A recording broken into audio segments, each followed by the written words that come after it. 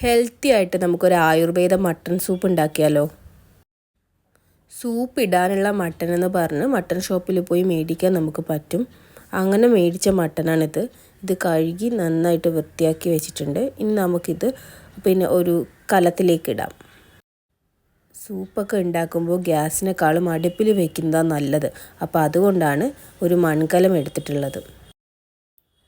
ആദ്യം കുറച്ച് വെളുത്തുള്ളി എടുത്ത് നല്ല തൊലിയൊക്കെ കളഞ്ഞിട്ട് ചതച്ചെടുക്കുക. അത് കഴിഞ്ഞിട്ട് കുറച്ച് ഇഞ്ചി എടുക്കുക. ഇഞ്ചി എടുത്തിട്ട് അതും ഇതുപോലെ നന്നായിട്ട് ഇതാക്കിയിട്ട് ചെറിയ കഷ്ണങ്ങളാക്കിയിട്ട് ചതച്ച് മാറ്റി വെക്കുക.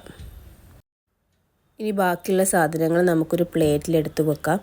ചെറിയ ഉള്ളി തൊലിച്ചത്, പിന്നെ നമ്മൾ നേരത്തെ ചതച്ച ഇഞ്ചി, വെളുത്തുള്ളി, വലിയ ജീരകം അഥവാ പെരിഞ്ജീരകം, പിന്നെ നമ്മുടെ സാദാ ജീരകം.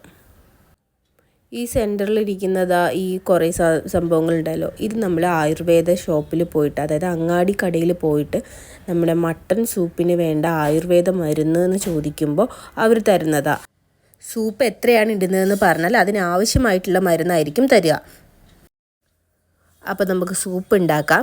ആദ്യം കുറച്ച് ഉപ്പ്, പിന്നെ കുറച്ച് വെള്ളം, പിന്നെ നമ്മൾ നേരത്തെ പ്ലേറ്റിലെടുത്ത് വെച്ചിരുന്ന ഓരോന്നായിട്ട് ഇതിലേക്ക് ഇടുക. സൂപ്പ് കഴിക്കുന്ന ആരോഗ്യത്തിന് നല്ലതാണെന്ന് നമുക്കറിയാം. പക്ഷേ മരുന്ന് സൂപ്പ് കഴിക്കുന്നത് കുറച്ചുകൂടെ നല്ലതാണ്. ഇത് പണ്ട് മുതലേ നമ്മുടെ വീടുകളിൽ ഇത് ഉണ്ടാക്കി തരാറുണ്ട്. ഇതിൽ ഇടുന്ന ഈ ഇൻഗ്രീഡിയൻസ് നമ്മൾ എപ്പോഴും അങ്ങാടിക്കടകളിൽ പോയിട്ടാണ് മേടിക്കുന്നത്. അല്ല, നമുക്ക് ഇതിൻ്റെ പേര് കറക്റ്റായിട്ട് പറയാൻ അറിയില്ല.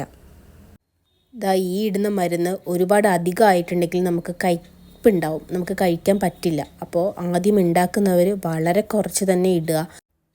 കുറച്ച് മഞ്ഞൾപ്പൊടിയും കൂടെ ഇട്ട് അടുപ്പിൽ വേവിക്കാൻ വെക്കുക. അപ്പോൾ നല്ല ആവി പറക്കുന്ന സൂപ്പ് റെഡി ആയിട്ടുണ്ട്. നമുക്കിനി ഒരു ഗ്ലാസ്സിലേക്ക് പകർത്താം. എന്താ മണമെന്നറിയാവോ സൂപ്പിൻ്റെ? ഒന്ന് ട്രൈ ചെയ്ത് നോക്കുക എല്ലാവരും.